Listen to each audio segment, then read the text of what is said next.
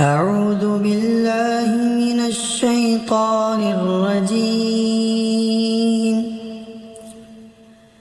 بسم الله الرحمن الرحيم. ألم تر كيف فعل ربك بأصحاب الفيل؟ ألم يجعل كيدهم في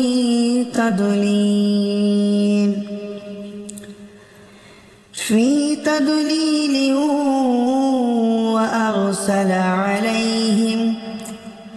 وأرسل عليهم طيرا أبابيل ترميهم بحجارة من سجيل فجعلهم كعصف